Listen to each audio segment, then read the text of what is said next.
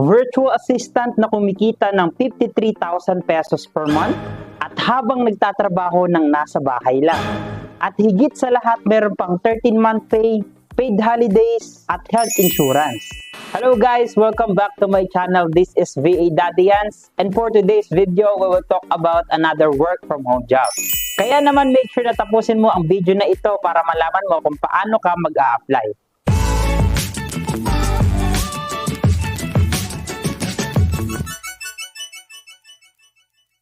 At ngayon ay pag-uusapan natin kung ano ba ang meron sa online job na ito.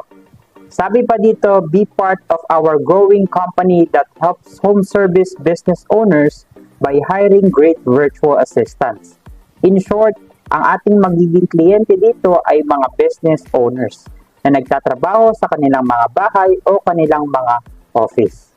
Dagdag pa nila, we are not your typical agency because we strive to create a supportive work community for all our employees, regardless of age, race, gender, religion, or sexual orientation. So ito guys, sobrang maganda dahil wala silang pinipili kung ano mang religion mo, gender, race, age, or sexual orientation. So accepted lahat nila. We are committed to the economic security of our employees. We believe a generational economic change is possible when people are paid a living wage. No? So ito sila, patas sila guys kapag nagpapasahod sila sa kanilang mga employees. We love our male and female employees, but as a woman-owned company, we understand the unique challenges women face in the working world. So ibig sabihin, ang may-ari nito ay babae. So magandang opportunity din ito para sa mga kababaihan. So ano ba ang mga ino-offer ng online job na ito? Una, salary starting at $6 per hour for general assistant roles paid on time. So ito guys, sinabi na nila na magbabayad sila paid on time. At sobrang malaki ito dahil $6 per hour. So ito ay pumapatak ng 53,000 pesos per month no, kapag kinompute natin. At meron ka ding health insurance after 3 months. No, kapag 3 months ka nang nag-work sa kanila, magkakaroon ka ng health insurance. At ito naman ang mga paid holidays like Christmas Eve, Christmas Day, New Year's Day, and Good Friday. Lahat ng ito ay bayad. At ito pa, meron kang bonus pay equivalent to 13 months. So meron kang 13-month pay dito kapag nakapasa ka sa kanila. Paid time offer after 3 months, support and coaching, and room to grow as we grow. So dito guys, hindi ka nila papabayaan dahil meron kang support and coaching. At ito naman guys, yung mga traits na hinahanap nila sa kanilang company. So honest, integrity, kindness, generosity, and patience. So kung ikaw nga ay merong traits tulad ng mga ito, pwedeng-pwede ka dito mag-apply. And their company are currently looking to fill the following positions. So, ito yung tatlong position na available sa kanila. Yung una ay General Virtual Assistant. More on management ito, guys. Merong email management, calendar management, phone management, basic social media management, admin support. O kung baga, ito ay general task ng ginagawa ng isang virtual assistant. Ito naman, yung pangalawa is yung Executive Virtual Assistant. Yung Executive Virtual Assistant, ito naman yung mga tasks niya like email management din, calendar management, travel management, basic research, scheduling, basic project management, task management. Kumbaga itong Executive Virtual Assistant is more on strategic planning. Ito ay meron ding mga confidentials na meron si client or si business owner. Pangatlo naman is yung Sales Virtual Assistant. Ito ay more on calls. So, yung mga may experience din sa call center, sa mga calls, sa tech support, back office, so admin task, pwedeng-pwede sa inyo ito.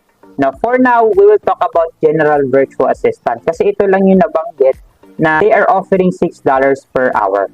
So, kung kaya mo nga yung mga responsibilities ng isang GVA or General Virtual Assistant, i-click mo lang ang Submit an Application at fill upan ang mga form.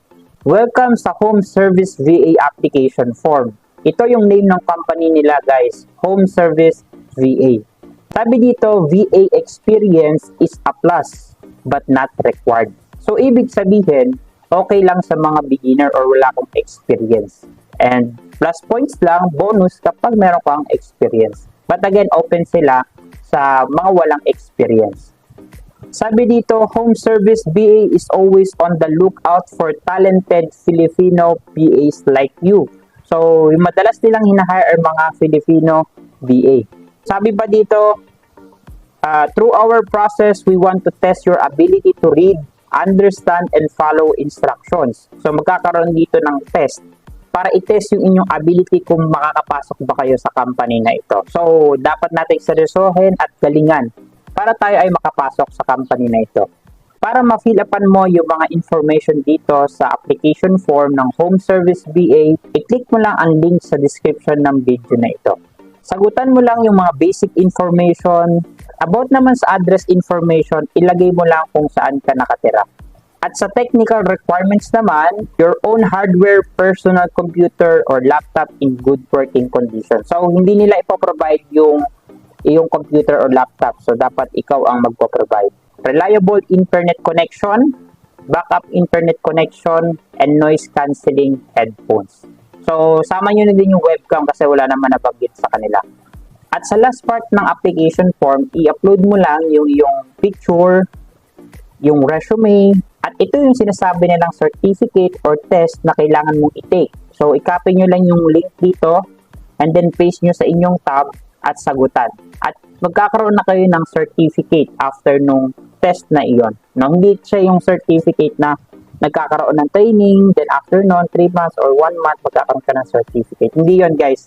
I-copy nyo lang tong link na to, paste nyo tab, and then sagutan ninyo. And then after nun, magkakaroon na kayo ng certificate. Then, upload dito. And lastly, yung internet speed test result, i-upload nyo din dito. No, sabi dito, please do not use your phone data. So, dapat mismong internet connection. And then after nun, submit. And then maghintay tayo ng 5 to 7 days. And that's all for today. Kaya ano pang hinihintay mo? Apply na.